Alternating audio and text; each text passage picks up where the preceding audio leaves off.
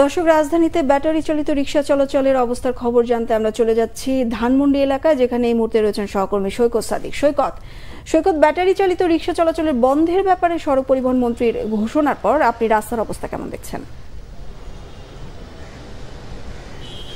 বিপাশা, গতকালকে সড়ক পরিবহন সেতুমন্ত্রী ওবায়দুল কাদের জানিয়েছেন যে রাজধানীর যানজটের যে বিশৃঙ্খলা সেটা নিরসনের জন্য কিন্তু মোটর সাইকেলের যে নিয়ন্ত্রণ নিয়ে এসেছেন, যে এর জন্য রাজধানীর যে ব্যাটারি চালিত রিক্সা বা অটো রিক্সা চলে সেগুলো যাতে বন্ধ করে দেওয়া হয়, এগুলো যাতে না চলতে পারে সেই জন্য একটা কিন্তু ব্যবস্থা নেওয়ার জন্য বলেছেন মন্ত্রী।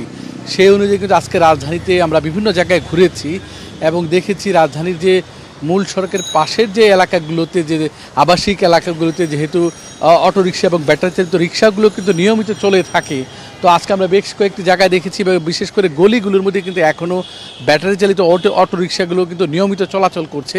এবং তাদের সাথে কথা বলেছি, তারা বলেছেন যেহেতু সরকারের নির্দেশনা তারা ঠিক সেইভাবে পাননি, প্রতিদিন ভোরে তারা বের হয়ে আসেন এবং সারাদিন থেকে রাত পর্যন্ত তারা এই অটোরিকশা চালান।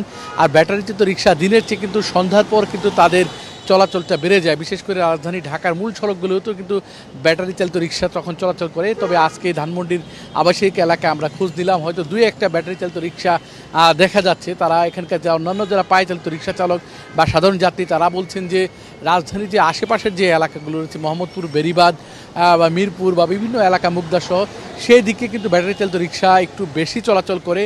এবং রাজধানীর ভিতরের রাস্তায় তারা যেহেতু আইনশৃঙ্খলা বাহিনীর নজর ফাঁকি দিয়ে তাদের চালাতে হয়, এর জন্য তারা কিন্তু অনেকটা সাবধান হয়ে তারাই চালান।